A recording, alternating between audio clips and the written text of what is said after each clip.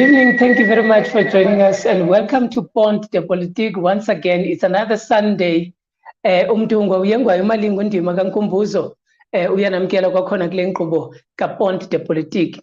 It's another Sunday and it's going to be another interesting Sunday. Before we can even go anywhere, please ensure that you are following us on YouTube and on Twitter, on Facebook and Instagram. We are available on all these platforms, including the TikTok. So if you are watching with us, with whatever platform that you are utilizing, make sure that you go to our YouTube channel and you subscribe to our YouTube channel so that you can be able to get a better grasp of all of these discussions and conversations that we are having as a community. You would have realized that over the past 3 weeks or so, we have been engaging extensively on the politics of the African continent. And that conversation was sparked by a Pan-African conference that I had attended at the CSIR in South Africa. And then we tended to engage to help the viewers to be able to understand the politics of the African continent by inviting guests who were in Guinea-Bissau, guests that were in Kenya, Burkina Faso, because we wanted to ensure that the majority of the African people and our viewers who are watching with us are able to get a glimpse or an understanding, if one were to say, of the politics of the continent, but also with an understanding that we wanted also to debate and engage the idea of Pan-Africanism, the types of Pan-Africanism. So last week, we were in the Horn of Africa, in the region of the east of the African continent. We were having our guest, Sobukwe Shukura, and he was engaging around the politics of Kenya. And today we've got another well-known son of the soil who is known amongst the African continent, and his analysis and his knowledge of the politics of the African continent. We've got Africa advocate Sipho Mantula. Ras, blessed my brother, good evening and welcome to our Pont de Politique YouTube channel. Our viewers are seeing you and are watching with us. Welcome. Thank you for coming through.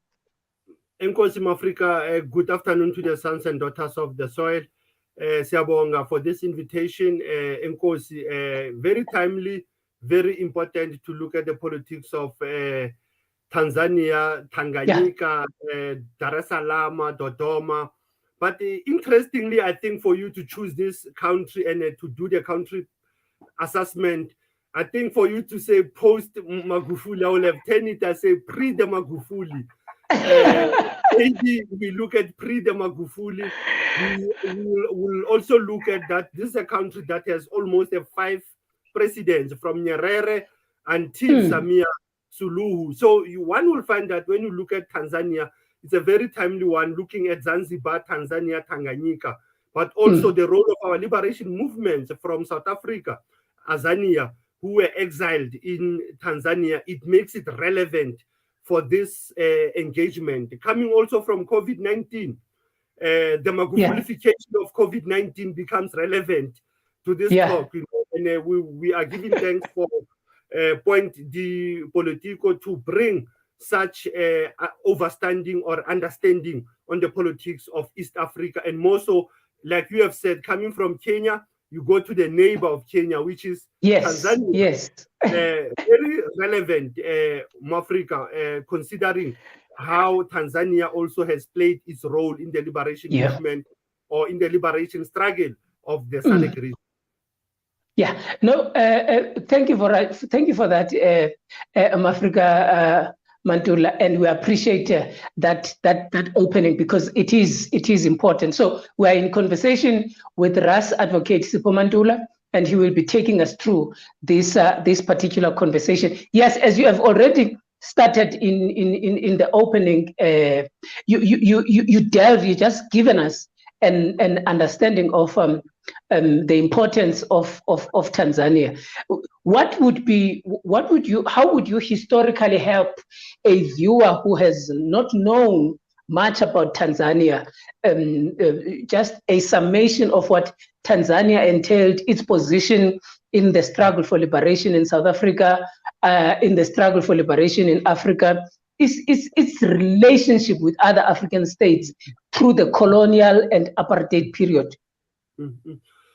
Son of the Soil, I think this is a very important session, and I will assume our viewers and listeners will able to follow that when you look at the politics of independence, when you look at the politics of coloniality and the decoloniality, Tanzania becomes that epitome, becomes that center of engagement. And hence we have to look that Tanzania for ordinary person was also a victim of colonial conquer and a conquest by both Germany and Britain. So if one has to look, before you have Tanganyika and Zanzibar and Tanzania, one has to understand before 1964, before 1962 moments of TANU, of the Tanganyika National Union, there was that struggle in Tanzania of looking at how Britain as well as the Germans have colonized Tanzania. So if one looks at Tanzania to an ordinary viewer once more, they will know it from what we'll say a tourism perspective. They will want to tell you about Zanzibar, the Mount Kilimanjaro, which is burning now. And that's how when we have to contextualize the role of Tanzania with Nyerere, we will know it through when we do Kwanzaa. You know, in the coming 2 months, we'll talk about yes. Ujama. It becomes the cooperative economics that Tanzania spoke about, Ilima, the cooperative economics that Tanzania was already perpetuating in the 1960s. Before even independence, we had those critical freedom fighters from Tanzania who were already part of the OAU Liberation Committee in the late 60s. That's where their role in playing in terms of the liberation of South Africa and the Southern Africa, from your Mozambique, from your Zimbabwe, Zambia. You find those relations of Nyerere, Mugabe, Kaunda, Samora Machel, and even the Pan-Africanist leaders who were also moving in exile in Tanzania. We know that most of the Pan-Africanist Congress, the African National Congress, the Black Consciousness members, even if others, they moved between Libya, Ethiopia. Tanzania was also a liberation site of struggle, Son of the Soil, because Mofrika, I think it is important to always not look at Tanzania also only from Solomon Mahlangu era of the African Nationalist Congress, but to look Tanzania also from Abu David Sebeko, from the Pan-Africanist Congress of Azania. We have to look Tanzania also from Abu Elda Khosana, who were able to move between Tanzania and Addis Ababa. So for us in Azania, I think we also share the name Tanzania and Azania, despite that it is Tanganyika and Zanzibar. Hence the name became relevant because the etymology of the name is also important. That most of the African countries who have been colonized, they were quick to change their names, not like us. Here, I think the apartheid project of 1994 failed to rename South Africa as a colonial state or a boundary. But countries like Tanzania, Accra, which was then the Gold Coast, countries like the land of the upright men, the Burkina Fasos, they were able to change from the Upper Volta. So when you look at Tanzania, its stance on politics, it was more so on economic development, hence even the question of unity. You find that Nyerere, they were not only focusing on Tanzania is independent only from Germany and Britain, but the independence, the development of the African continent was at the center of the liberation ethos of the Tanzanian liberation movement, which by then it was only one party state, the soil. Because again, timely that we have this debate in 2022, because only in 1992 Tanzania started to have a multi-party democracy, meaning all along Nyerere was looking at the Soviet Union template, he was looking at the Chinese template, that sometimes a one-party state of a liberation movement, it is better to understand issues of development, issues of economy better than when you have many political parties that are always being paraded as if they are liberation movements, but only that the proxies of the rule-based order. And the rule-based order becomes what we call the Europeans, the Great Britain, USA, Germany, all those countries that colonized Africa during the Berlin Conference. The imperialists. Yes, they've worked on the rule-based order.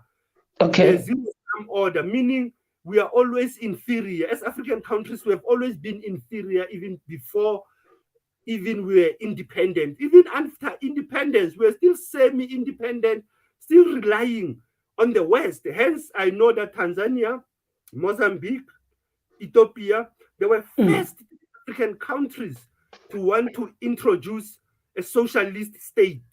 But they were interrupted, they were obstructed by the European economic rule-based order. And that rule-based order, we still see it playing out. And I think later we'll talk about John Pombe Magufuli, how Magufuli, when he came into power in 2015, what happened in the first years of this, what happened to Magufuli, and the idea of allowing Tanzania to be independent, not to be interdependent to the West. We will get to that. I just want to make a quick announcement that we are expecting Sister Nyerere to be part of the conversation. So immediately when she logs in and she's available, then we will also be able to to discuss that particular issue. I love how you are historically placing Tanzania, Advocate Mantula, that you are looking at its entirety, its entire contribution into the liberation movement in the African continent. But you are saying there is also a conversation to be had around the other liberation movements that were harbored, hosted, and kept safe by the Tanzanian, the Tanzanian government. And you're speaking about the Pan-Africanist Congress of Azania. You're speaking about the Black Consciousness Movement. You are speaking about SWAPO, SWANU. You are speaking about ZANU, ZAPU. So you are trying to show that Tanzania has always been home of the Africans, like it has been the case with the case of Ghana and other earlier states. But now, Son of the Soil, you spoke about also the issue of the change of the name. Why do you think that from Tanganyika to Tanzania, why did you think that Tanzania, it was important for it to change its name to Tanzania from the colonial name that it was granted? Son of the Soil, remember Africa was always, or the Alkebulan, or this beautiful continent, was also named geographically. Most of what we talk about today, they will say it's the Horn of Africa or it's East Africa. So when you have names like West Africa, West Coast, Gold Coast, names like Central African Republic, there's no name. But I think Tanzania thought after 58 years ago, in the early 60s, they went on that consultative session with their own communities. Nyerere was so vocal on looking at those issues, including the language. Hence, Kiswahili became a lingua franca even of liberation movements when they went to Dar es Salaam. And also for changing of name, it was to move away from these colonial clutches, the colonial boundaries of naming, and even of being undermining the history and the culture of those countries, because most of the African countries, they are between mountains, valleys, and rivers. So their naming also has a historical meaning of rivers and mountains, of their ancestors who have been there before. So hence you find that the names, when they change, they become significant. Hence you find that other countries that are nameless, they are still struggling with their identity politics. They are struggling with they are even struggling with their identity of understanding economy. So most of the countries, they knew that their names are very important, son of the soil. So one will assume that Tanzanian liberation movements, when they moved in the late 60s or in the middle of the 60s, and they got the so-called independence from both Britain and Germany, they opted to change the name for the sake of being relevant politically and also being relevant culturally. So it's not just a matter of name, what you're saying. So viewers at home, please understand what Advocate Mantula is bringing across when it comes to this issue of the name. It is not only about the name, but it also has everything to do about the identity of the people who are part of that society. Yes, to date that these societies are not entirely independent, but at least when it comes to the name, it is the name that they can be proud of. It is their name.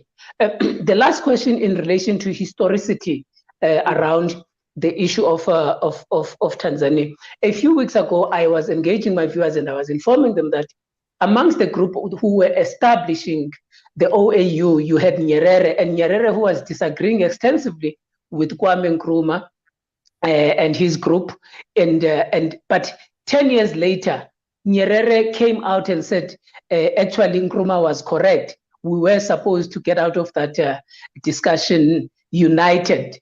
And what type of a leader would you define Mwalimu Julius Nyerere for the viewers and for young people who have not heard and read about Mwalimu Julius Nyerere? You know, son of the soil, I think even the name itself, Mwalimu, being the teacher, it means that young people and the other activists need to comprehend that Julius Nyerere played a critical role also in the formation of the OAU just a year after he came into power. Remember that Tanzania, when it got independence, Julius Nyerere was part of that transition.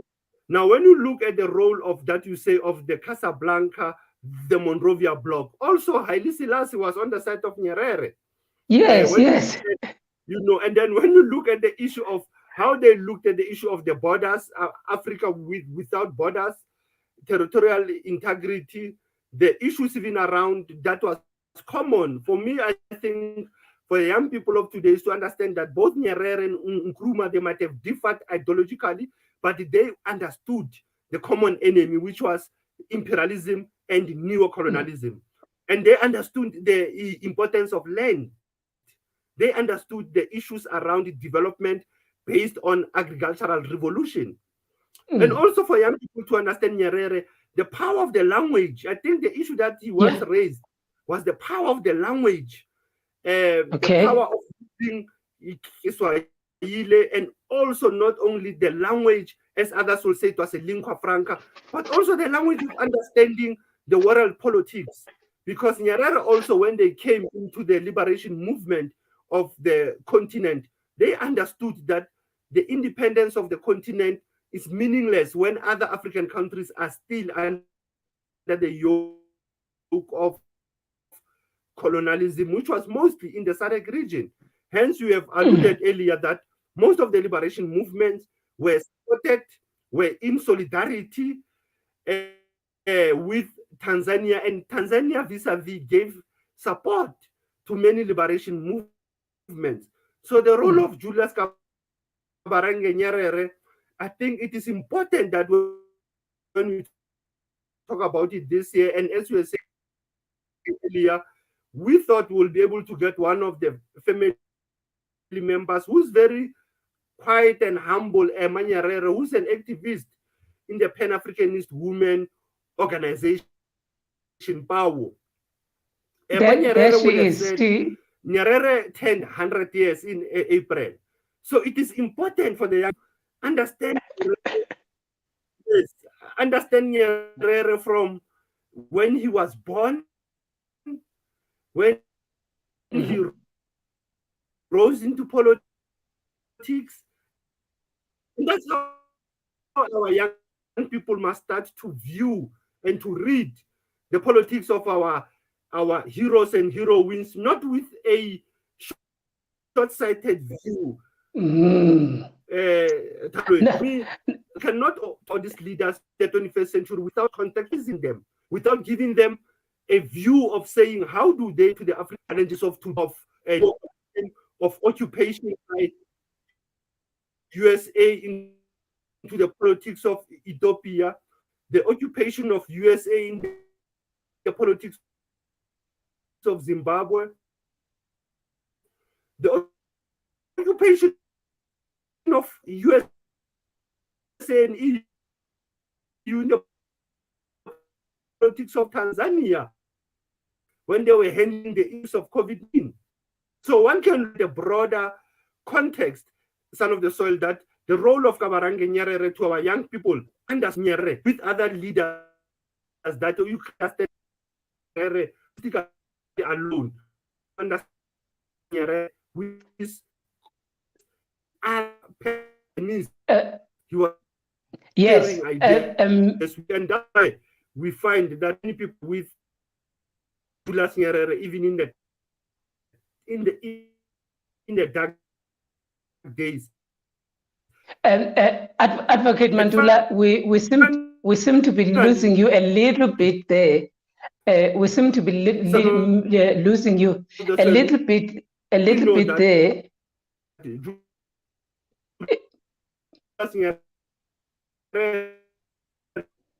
We're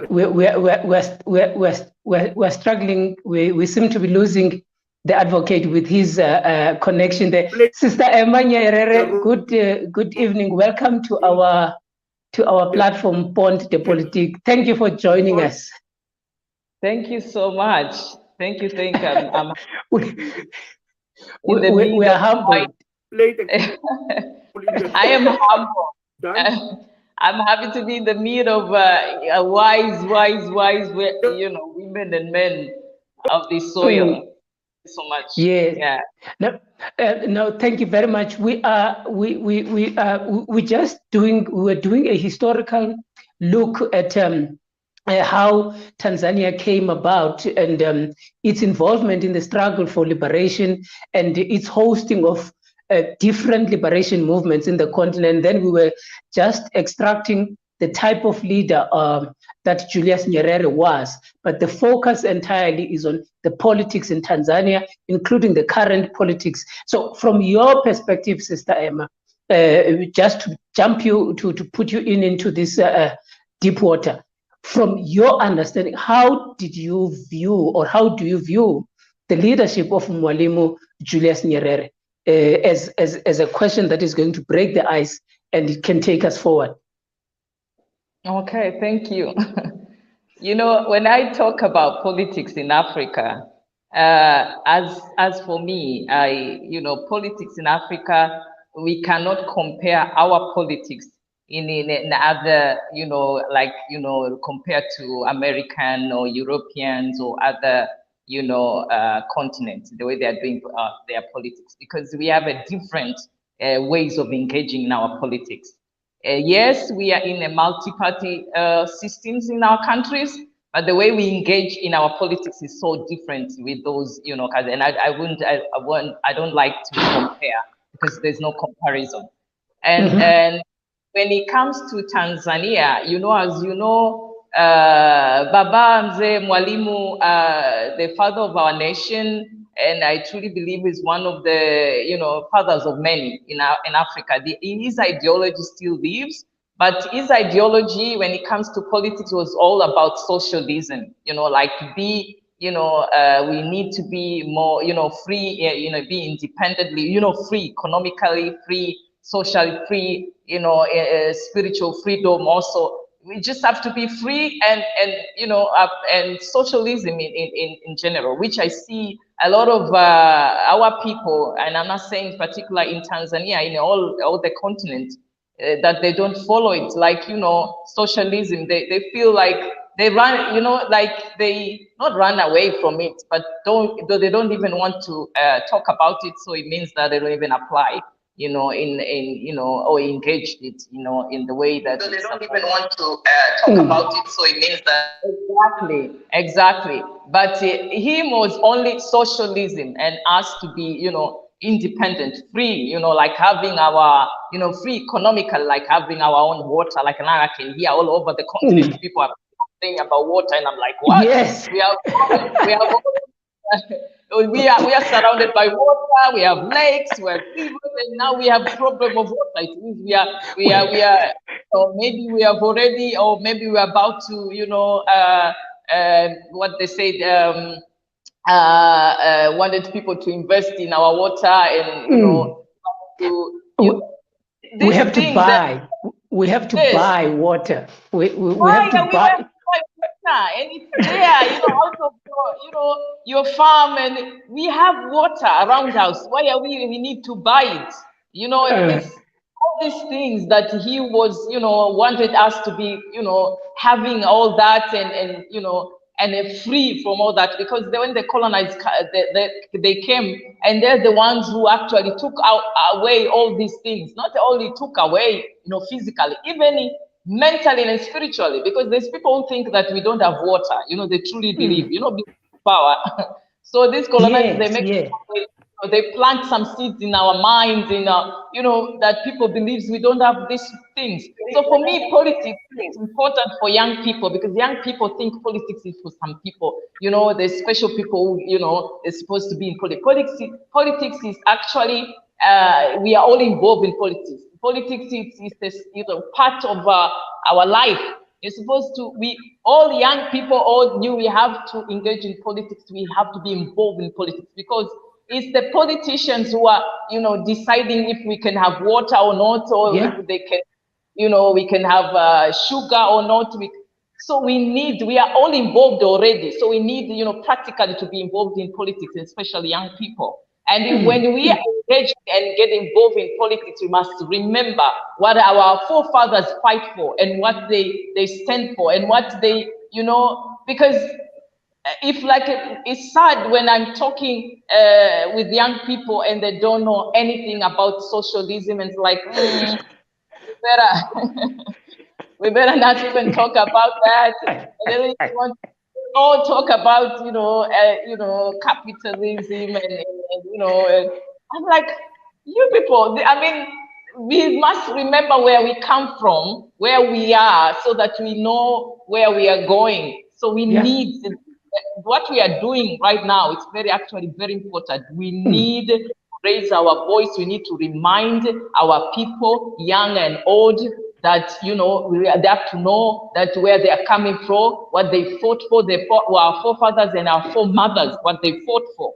We will never be here if they wouldn't do, you know, what they've done. So we must go back all the time, you know, and check the list and say, okay, have we done this? No, not yet. We have done this? Not yet. And there's so much. So politics is one of them, and we have our own way to engage in politics. We must never compare the Western countries and Europeans. Never. We have our own ways of solving our own problems. I have our own ways of dealing with our issues. So we must go that way. And so it's important. And I am so proud that we are actually talking about this now, because young people need to be, you know, and one of the things that I see, like in politics in Tanzania, like now we have multi-party system, but the way doing our politics here, everything that is, you know, even the way we are choosing leaders, is our party who are choosing leaders. The committee, you know, everything is been, you know, everything has been done with the committee and meeting. There's a lot of meetings and committee. That's where you get the answers of which leaders we want. It's not supposed to be one person choosing. It's the committee and meeting and all that. Like the way our forefathers were doing. They were used to have, you know, this gathering and talk about what's happening in their neighborhood, in their committee, and that's how they were solving things. They were supposed to go on like this. But now I see there's a lot of favoritism. There's a lot of, you know, rubbish in our politics. Yes, because they forget that the way we were doing before. You know, people, we need all the decision needs to be made in committees and meetings, gathering of people who are in decision making bodies. That's it. So Basically, Sister Emma, you are saying that we must even socialize the ideas of politics themselves. Yes, it's very important. Ras Mantula, here is an idea coming through from Sister Emma in Tanzania. In comparison with what is happening in South Africa, Tanzania, she is saying that there's an element of favoritism. There is no socialization of the ideas of politics. What would you say in that regard? No, correct, Sister Emma Jumbo. Greetings and thanks for joining us this evening. You know, Brother Tando, I think the issue of the depoliticization of young people or of the African continent was still part of the plot of the European politics. If one looks at how Europeans made sure that even post 1963, when you talk of the year of independence in most of the African countries, still you had that so-called thinking that democracy comes from Europe, comes from Plato, came from the Greece. But when you think of the depoliticization, the demobilization also, remember the issues even around the politics, it is the issue of what are the politics that you are to, is it the politics of the stomach? Is it the politics of the elites?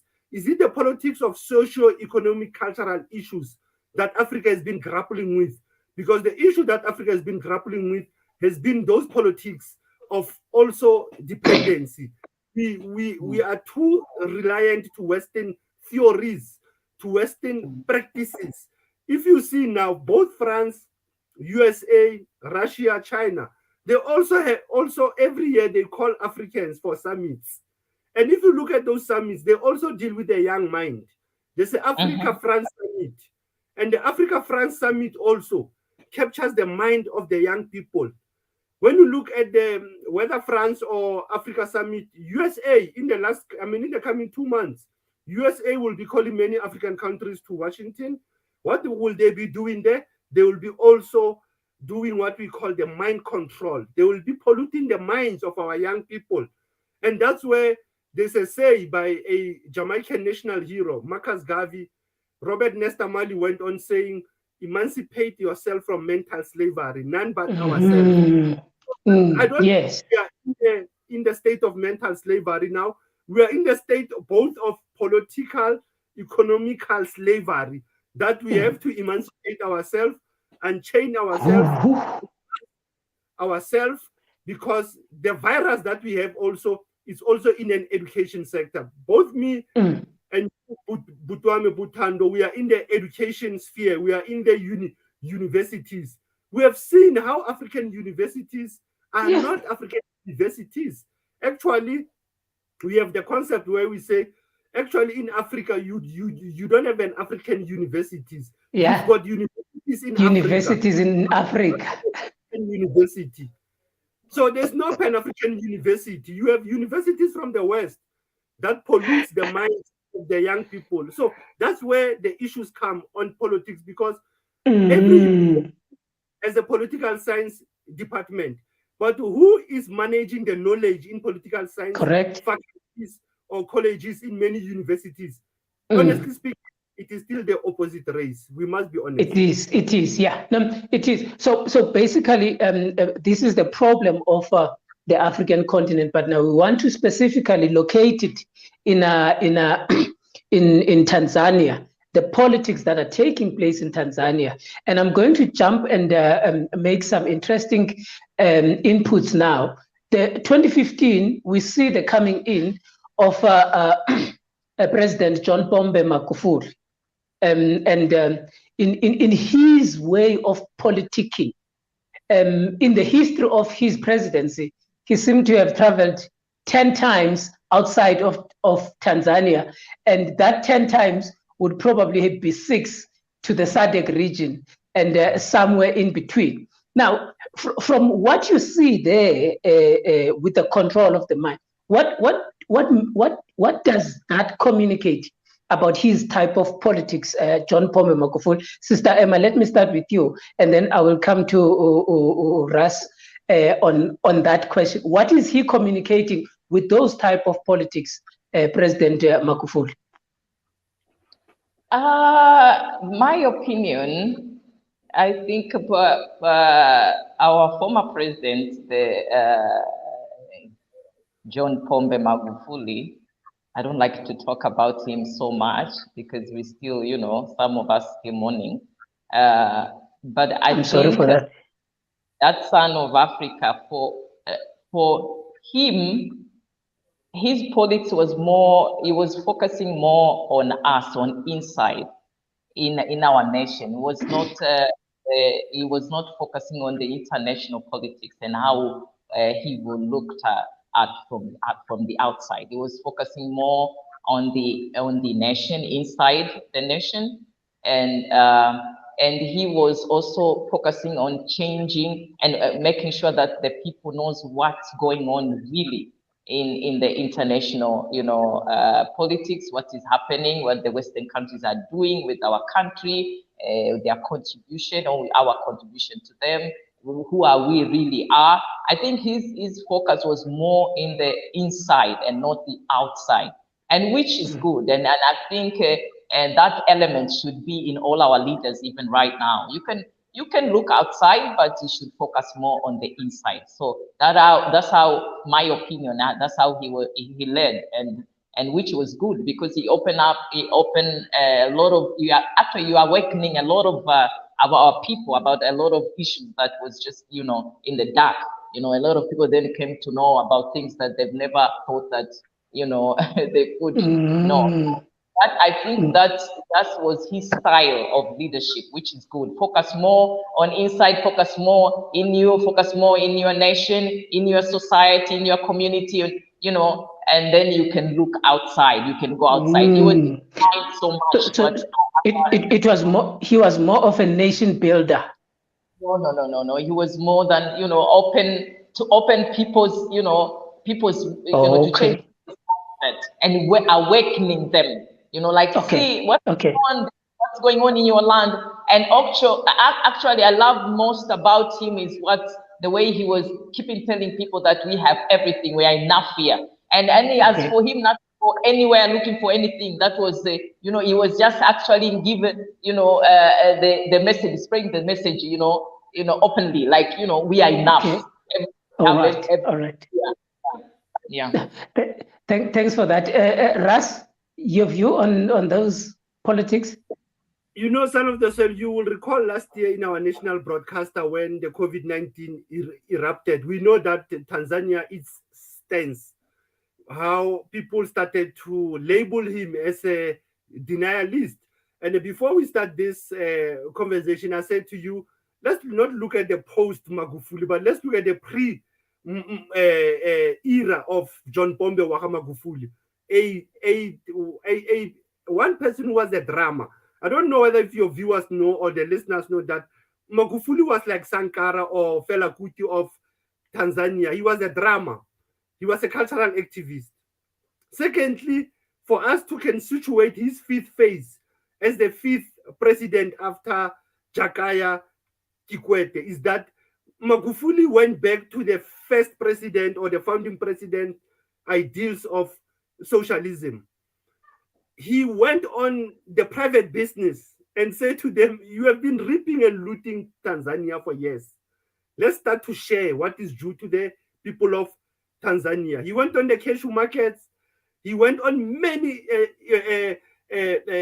industries that was not benefiting Tanzanians. And I think that's how he became unpopular, yet popular, when he started to raise issues even of the West interfering with Tanzanian development. And I think that's where the current president picked up the baton, even if people wanted to compare him. You cannot compare presidents of Tanzania. You cannot compare Benjamin Mkapa and Jakaya Kikwete vis-a-vis Magufuli and Samia Sulu. You cannot compare them, even if they are from the same liberation movement. But Magufuli stood firm with the Western narrative, with the Western wrong perception on development, economy, health issues, and that's what made him unpopular. And also to be labeled a denialist, and which it was not correct.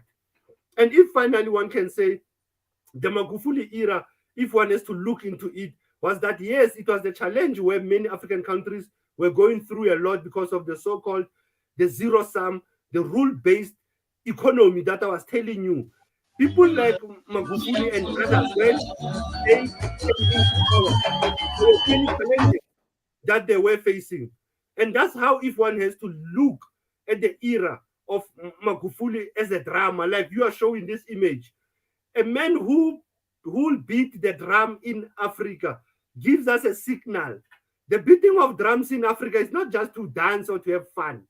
A person who beats the drum gives us a warning sometimes, son of the soil.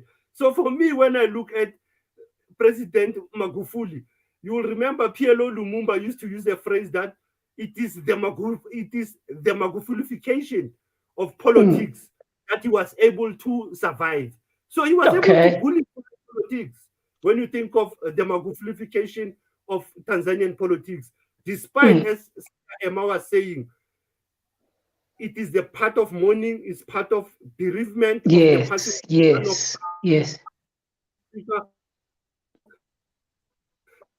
And sister, and sorry for that, Russ.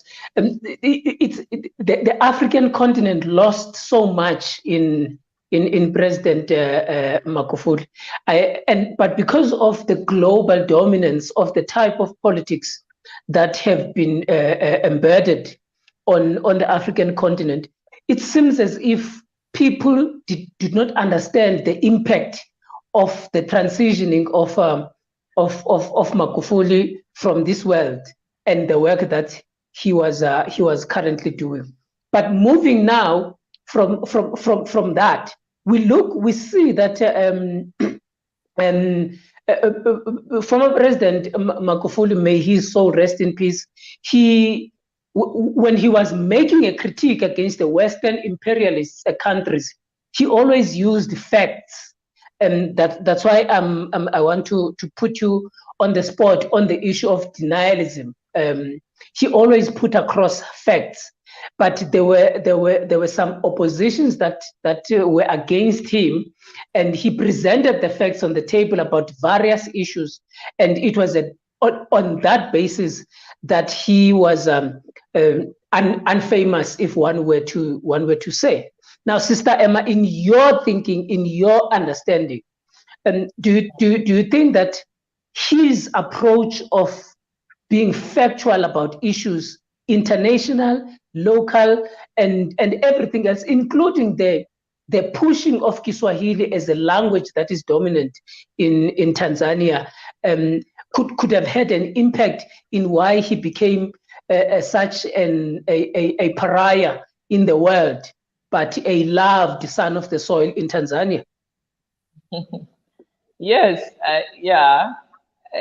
He was loved everywhere, I think, because if you have so much hate, it's because also you have so much love, So I'm sure. I mean, I believe he was loved. At the time, when you are loved so much, then there must be people who hate you passionately also.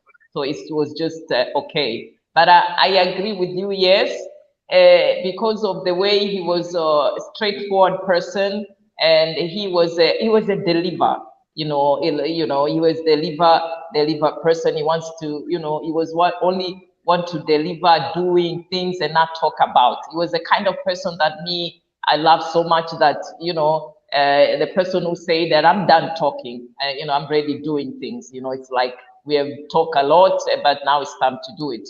So he was a doer. He was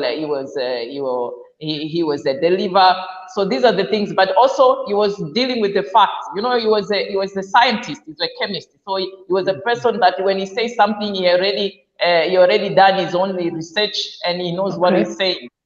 He was he was not that the person who was just he was just So I'm not surprised with the people who hate him. And I understand that, because also with all the good things he did inside our nation, outside in the continent, also all over the world, the example that he gives, but he was also kind of extremist sometimes, like when you are doing something good, even if it's good, whatever you're doing, even if it's good, if you do it too much, it's harmful, they say. So sometimes there's some stuff that was kind of too much. So even if it's good, because it harm people, maybe harm some, you know. So that is normal because he was not perfect, you know. He was not a perfect person, you know. He was an angel from above, but not perfect. No perfect human being. So that's the only thing that some people could use that as a door, you know, like say, oh, this one is bad or whatever they label it because of that. You know, like he can be extremist, you know, like you know, not having a balance, you know, you just doing things a little bit, you know. That's the only thing that I see, my observation, you know. So, but it was one of the best, and we still have leaders all over the continent that, you know, they are doing well, and not because of the example of Magufuli, but the example of our forefathers and mothers. Because Magufuli was following some of the, you know, examples of our forefathers and mothers, and that's why he was doing what he was doing practically. But there's some leaders now that were actually trying to do that. They're not doing it like they were supposed to, but they're trying to do it. And some of them, you know, they are doing good, but they need to change their management. You know, they're like their teamwork. The people that are because around them. We can have very good leaders, but who is around you? Because I remember way back, even if you read history, all our great leaders, all of them, including Mwalimu, Nyerere, Kwame Nkrumah, Lumumba, all of them, you could see the people that were around them. Even those people that they're still alive today, if you go to them, you see how they're living. You can tell that they were not selfish at all. They were not. There was no selfish in there. They're socialists indeed. Because for you to be a socialist, you have to be unselfish person, thinking about others, think about yourself. And most of them, they're still there, and they're like that. They are team, that the people who were around them. So they accomplish a lot of things because of the team they have, you know. So nowadays, now they were living in a world that we can have a very great leader, but the team, oh my God. And you know, it's dangerous because they're the one who are doing your work. Who are going to do, So they can mislead you, they can what? So that's the thing that the issue that we are dealing with now in the continent. Another thing which I think we are thankful for a leader like Magufuli is that he awakened us. Now we actually know exactly, you know, what we want as Africans. Not only with this because this small nation is just regions. It's like, for me, it's like a house. You know, the Africa is like a house. There's bedroom, sit room, you know, kitchen. And our countries like that. South Africa is a kitchen, and Tanzania is a sitting room or a bedroom. You know what I mean? That would be I see this continent until we wake up and see that, you know, and unite ourselves. You know, so when you are they're not going on, they're not okay in the kitchen, go to the sitting room, you know. I find out like what can we do in the kitchen? You know, even the sitting room, they're not working, you go to the bedroom. That's how the continent are, and that's how we should live and help each other and, you know, lead. So I don't think we have a very, you know, like now we are in the right path and a good direction, and know what we want, where we are going, where we are coming from, and we remind each other all the time where we come from, what we need to do. And now the continent where we are, I'm sure our colonizers are very afraid. They're scared of us. So we need to continue focus we need to up our game. Let's get to the current politics that are taking place now in Tanzania, Advocate Mantula. As we are speaking now, one of the first things that were brought about by President Samia was that there was the opening up. That's what she says. She says she's opening up Tanzania, and also she went and go and ask for vaccines, for COVID-19 vaccines. She went and she put her stamp and said, "I am the president of this country. Yes, the constitution, I never had an interest, but the constitution made me the president. So I am the president and I can lead."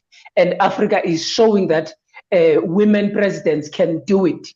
But what is your view of the type of politics that the current president of Tanzania is engaging on to with your understanding as a political mind. How would you define her type of politics, advocate? You know, if one looks at the politics of Samia Suluhu, is that even you have to contextualize them within the governing part, within the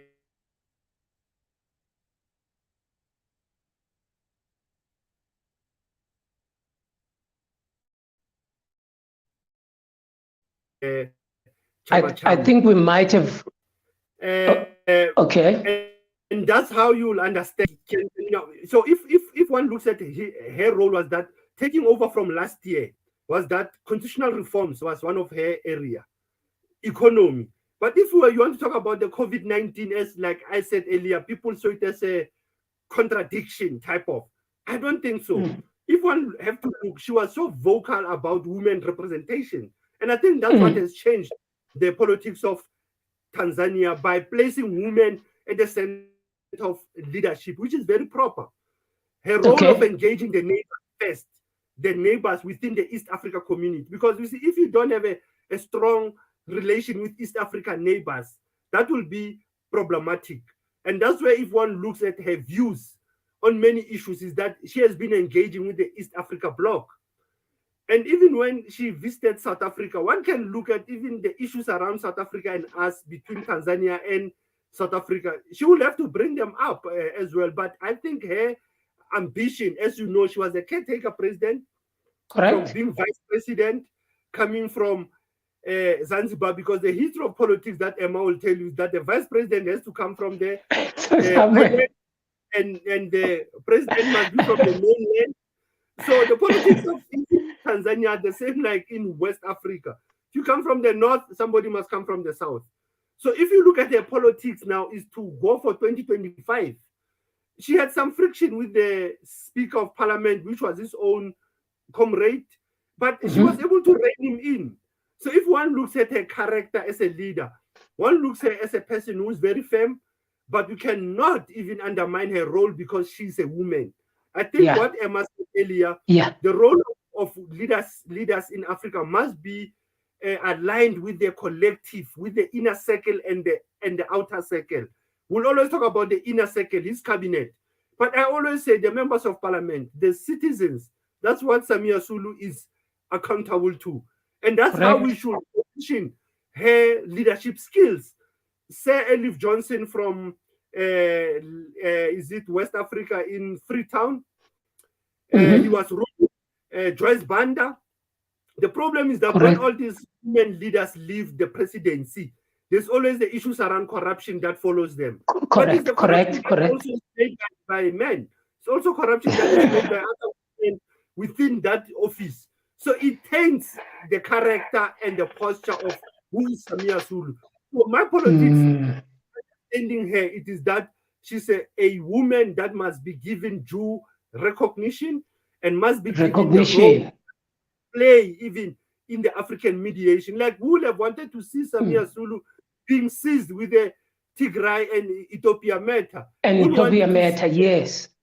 So be seized with matters that are in the African continent as a mediator to not only life after presidency, because the nature of us, we always want to tap into knowledge of our leaders once they leave office. But we don't want to tap into their knowledge when they are in office. I think I will I was in a conversation and I met I think it was Her Excellency, the ambassador of Ghana to South Africa, in one of the conferences, and there was a discussion from one guy speaking against this issue of women, and he was saying that women attack women themselves, and the honorable ambassador told the guy that don't go around and argue for this point that you are pointing, because majority of men in cabinets, they sabotage women leadership. And she cited Nkosazana Dlamini Zuma when she was the chairperson of the African Union. So basically what she was saying was women are, as much as they are capable, but they've got different hurdles that they have to overcome, that are not of their own making, but are of the making of the men around them. And I think it is what you are saying about the president of Tanzania today. Yeah, correctly. So, Ras Mantula, you see now she is going to China in 2 days' time for a bilateral conversation with Xi Jinping. What would you expect she's going to be discussing? Because China has clearly stated that they are not going to give Tanzanians any money. They are not going to give Kenya any money. So what would you say she's going to be discussing in that conversation? Africa, definitely one will understand that even Jinping, China Communist Party, just came out from their assembly, their conference. They will have to reinforce their relation with liberation movements. There's no way that, yes, we have been having this China aid, Russia aid, European aid, but what is important, it is that when we go to this Asian countries, we are not going to beg. I think in some instance, we are going there on a level of engaging on the global politics, but also what Sister Emma was saying earlier, national politics. What are the immediate investment that might be out there for the Chinese in Tanzania? Because African leaders are doing most when they go to European countries, whether to the Arab countries or European, they're always begging. But I think we need to change that tone of begging. I think the tone we need to change is for reparation in most of our African countries. If she was visiting Germany or Great Britain, I would have said she needs to still raise the issue of reparation with the former colonizers of even Tanzania. But if you are going to China and Russia were not part of the Berlin Conference. They never colonized any African country. So if you are visiting China, it should be for cultural, economical, and political relations. How do you relate? Because those are the issues when presidents, they visit each other. They go on issues of bilateral, so many issues. And I don't think the issue of aid, or because the issue of aid in the African continent creates a serious debt. The more we go to borrow money in other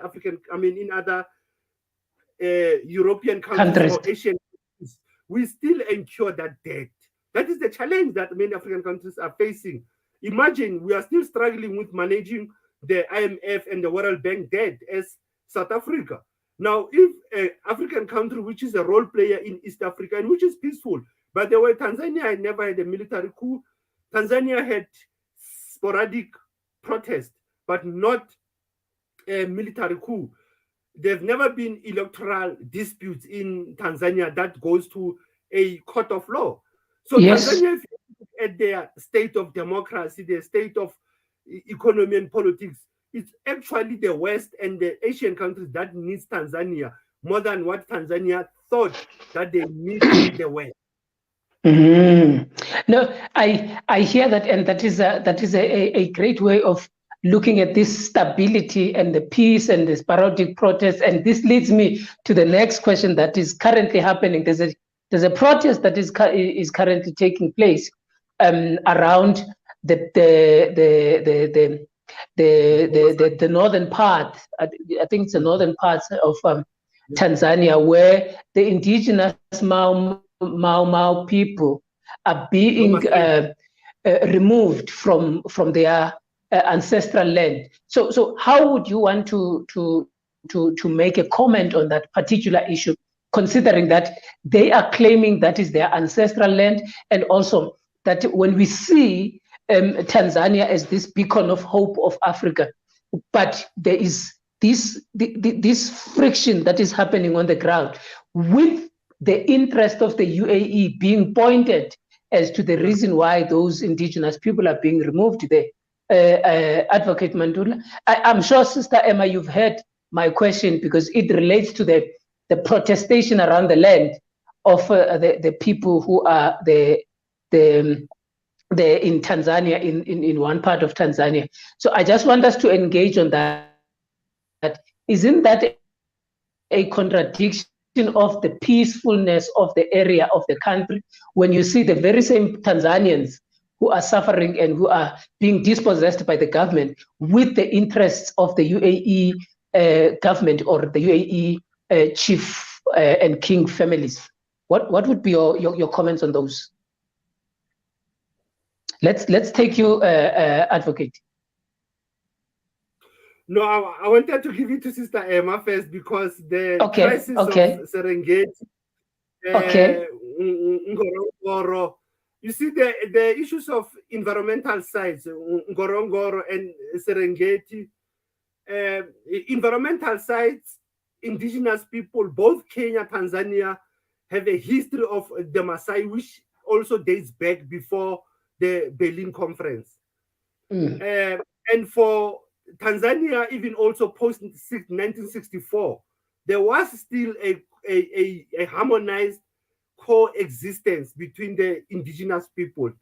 I don't think we have to look at this because it's the same like what happens to the indigenous people of the Masarwa people or the Basarwa in Botswana, because some of these or these environmental sites, they end up become economic sites also. You end up explore natural resources. So you end up have contestation over those natural resources. But also the Maasai and the indigenous people of the Khoi and the San, they are the nomadic people by nature, by culture. They are always traveling from seeking greener pasture. So the issue of understanding, and they are cattle headers, by the way. Yes, correct. In many African countries where you've got indigenous people who have their rights. But remember, even the question of indigenous rights, they also belong to the modern Tanzanian. I don't think the issue of, even in South Africa, when you have to explain indigenous who's not indigenous, we need to also debunk this concept of indigeneity and indigenous or endogenous.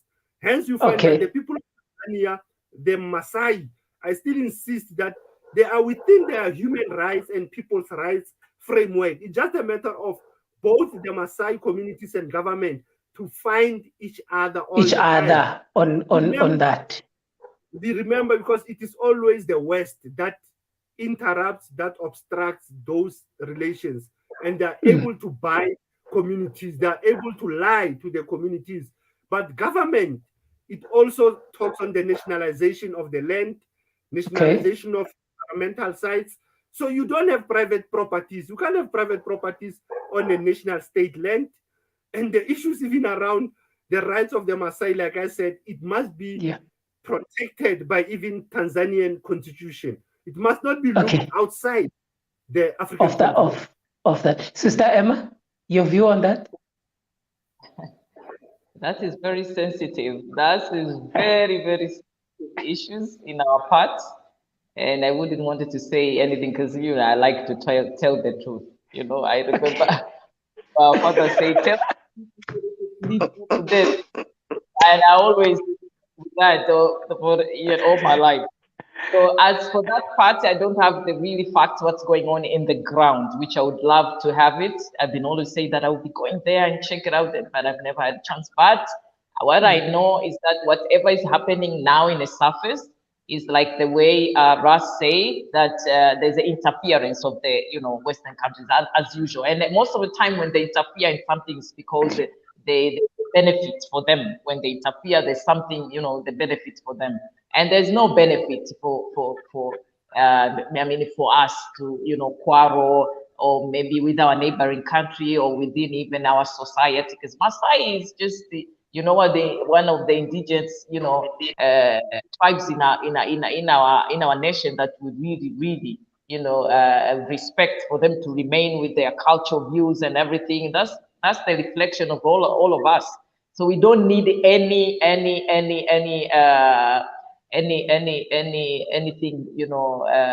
unnecessary, bad or to happen there.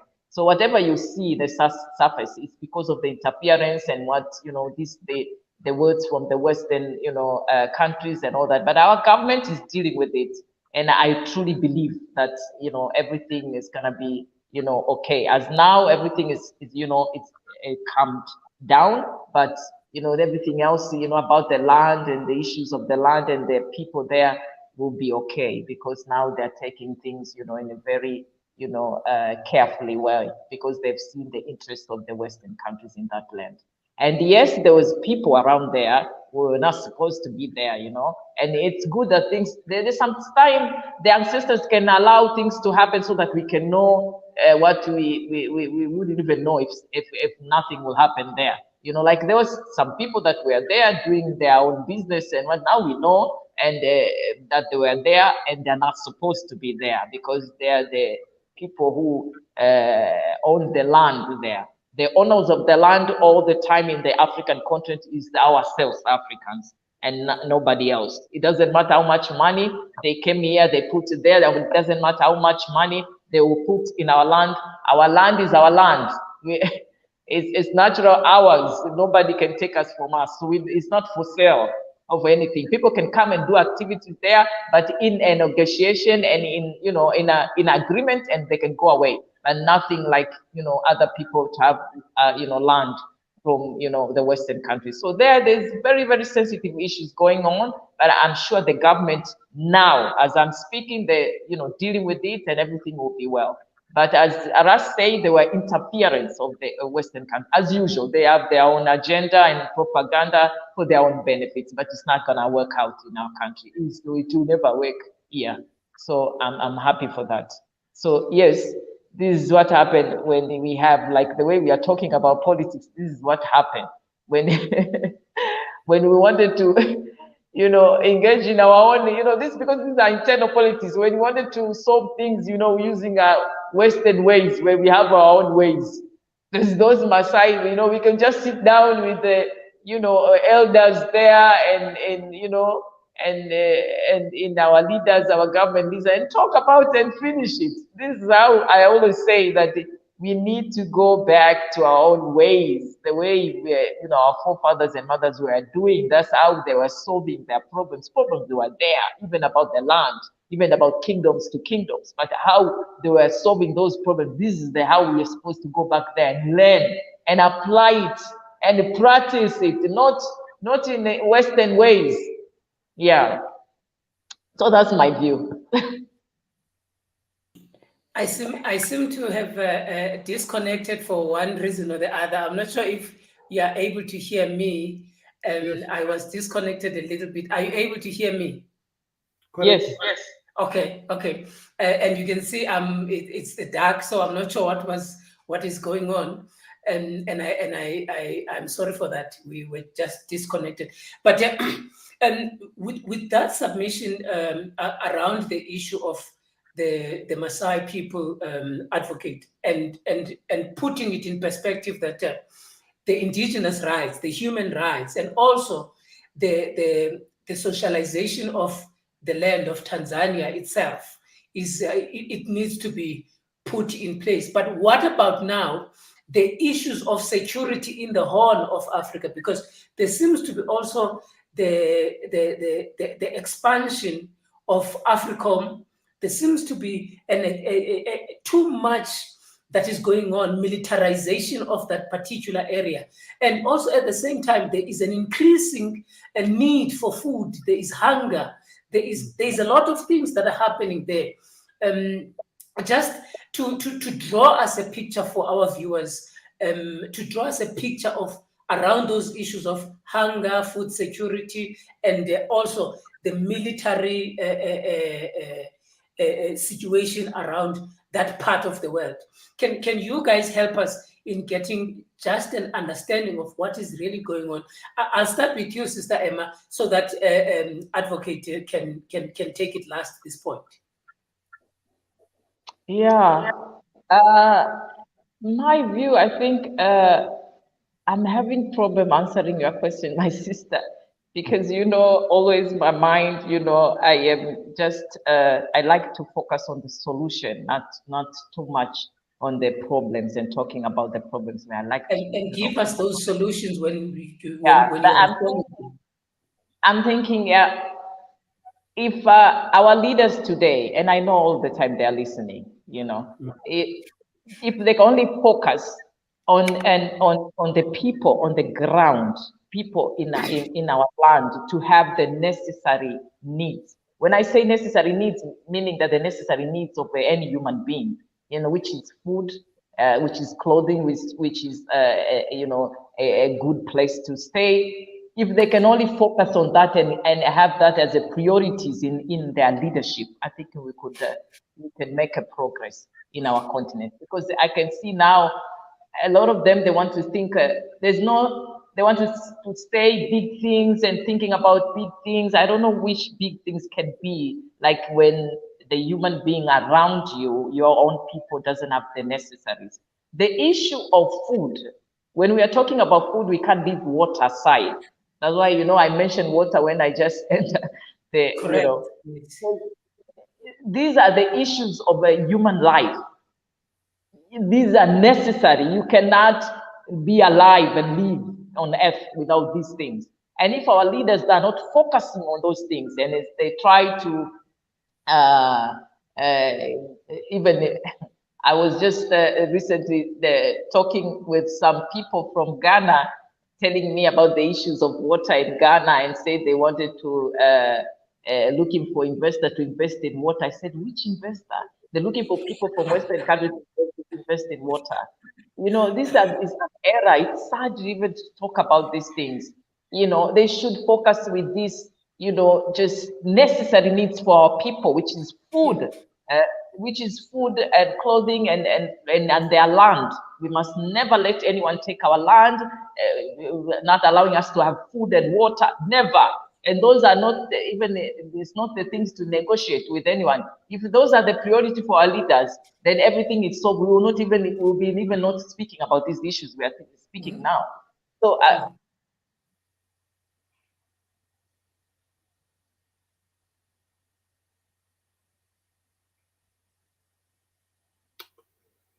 I think we've lost Sister Emma.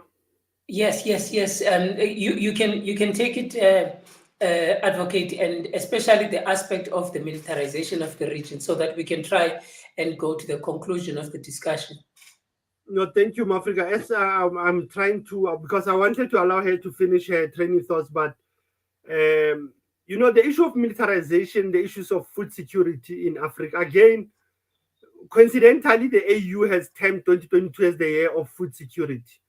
But we know that the issues around food insecurity in Africa has been perpetuated by also the Western countries. Africa, look at the conflict of Russia and Ukraine, how people were already lamenting about their grain. People are lamenting about fuel. But when you think of militarization in the Horn of Africa, in the Sahel, it also goes back to my analysis that I gave earlier, the rule-based order. That the rule-based order will always work on militarization of the African continent. So we need to demilitarize the Horn of Africa. We need to demilitarize the Sahel. Those are the key challenges that faces the African continent if one looks into it critically. That the issues of US AFRICOM, as we have said earlier, it's not only in East Africa. We saw it even in the SADC region. Yes. We see it in some parts of Djibouti. And that is the issue of the military complex, because remember that both great powers in the world, they still want to dominate Africa, because Africa is still have abundance of natural resources. Africa has abundance of natural resources as well as knowledge. Africa has the power of electrifying the whole continent. When you look at the Congo Basin, when you look at the DRC, DRC has joined the East Africa community now. That is another powerful instrument. But when you look at the peacekeeping missions that have been in the African continent, and you ask yourself, who is benefiting out of those peacekeeping missions? Who is funding those peace talks that are in many African countries and even outside African countries? You find that there is a war in Chad, but the talks will be in Qatar. You find that there's a conflict in South Sudan. Eritrea, Those talks will be held in Egypt or somewhere outside that country. So if one looks at the militarization of the Horn of Africa, militarization of West Africa, also in the Southern Africa, It is the rule-based order. It is the role of the greater so-called superpowers who still want to dominate Africa. And I think countries like Tanzania have been resistant. Countries like Ethiopia, countries like Mozambique, countries like Mali in West Africa, they've been very resistant. Countries like Kenya have been resistant. But as you know, military packages, they come to many African countries. Military aid comes to many African countries. So we have to balance what is their immediate needs. So in short, I will say to you, son of the soil, the role that Tanzania plays in the politics of Africa is sentimental, it's important, it's historical, it's very relevant even today. We should never leave the talk of always engaging on African politics, on understanding how do we relate from Azania to Tanzania, how do we relate with our African countries on issues of politics, economy, and culture, and also to understand the Western powers' interest in the region. Because once we don't grasp the role of the West, we are going to struggle to can also debunk the myth of Western politics. Just the last part, which is an important discussion. I know it's a discussion on its own. What can you teach a viewer, a young person, about the impact of what one would speak about and say xenophobia? Here you've given a historicity, the sentimentalness of Tanzania, and the importance of understanding the imperialist agenda. What would you say as your closing remarks to a young person who are raising an issue around the Africans who are in South Africa and are referred to as taking their jobs and taking their women? You answer that question as your closing remarks. Son of the soil, as I close it, I've said to you earlier, unity, uhuru, una umoja. Our unity is in our freedom. Our freedom is in our unity. When we look back, the issues of Afrophobia, the issues of xenophobia, they don't have a place in the African continent. The issues of racism was something that was orchestrated by the West. We know very well that Africans by nature are not racist. Peter Tosh used to use the word, Africans are racially conscious. We are racially conscious of who we are. We are never, we will never practice racism amongst ourselves. Rather, the what we call the resources, the scarcity of the resources, economic challenges pushes many Africans to fight amongst themselves, and which there is no need. Like what Sister Emma said, Africa has got abundance of land and food, but we fight over the crumbs of Europe. We fight over things that we also look at Africans as foreigners, but the Europeans, we call them tourists. We are calling them investors. But Africans who don't have borders, because Africa, the concept of one Africa and Africa without borders, it is something that we need to grasp with so that we don't just jump on it. And that's where your debate earlier, when we spoke about the Monrovia bloc, Casablanca bloc, we spoke about the African unity. The African unity is also based on understanding African struggles. It's also understanding African pressing challenges of today. So the youth of today must not look at Africa as if Africa it is divided. Africa, it is a beautiful continent that has been raped and looted for many years. And it is important for Africans to unite for the sake of the coming generation, because we cannot look at ourselves as people who are angry because of our elders who have done a mistake of what they are with the West. So in short, Mafrika, I said to you, give thanks for allowing us to can debunk on the history of Tanzania and to share what we know and what we still also learning on a daily basis. I think learning doesn't end. We always learn from even our Sister Emma. Great to meet you once more. Siyabonga, asante sana. Thank you, Ras, for being with us. I'm going to throw a very important question to Sister Emma, as she must close this conversation. Sister Emma, the women leadership in the Pan-African agenda, how important is that for us as an African people and as participants in politics? Thank you so much. It's very important, the women participation expression in politics is very important because we are great managers. We can manage things. And in this continent right now, we need managers. In all aspects of our lives, we need managers who can manage our homes, our government, our society, our community. So it's very, very important, and we should remind each other, all the time, and encouraging each other and support each other, because women, it's easy for us to transform things and move things, because we can do multiple tasks. We can do multiple things different, like the way men are created. And as for me, I could be differ with some women, but me, I like to remain, in my place as a woman.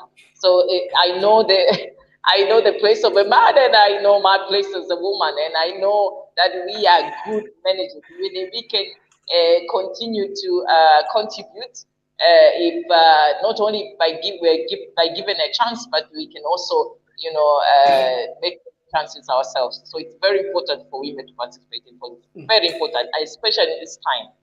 Yeah. Thank you very much, Sister Emma, for being with us, and we appreciate it. And we are surely glad that you made the time to be in this conversation. And surely we are going to extend these discussions, especially around Tanzania. I've seen some questions that were being posed around the flag, but I think we are out of time. As soon as possible, we will then make contact and further have a discussion and a conversation about the politics of the African continent and African people in general. But thank you very much for being with us on Pont de Politique. We appreciate your presence.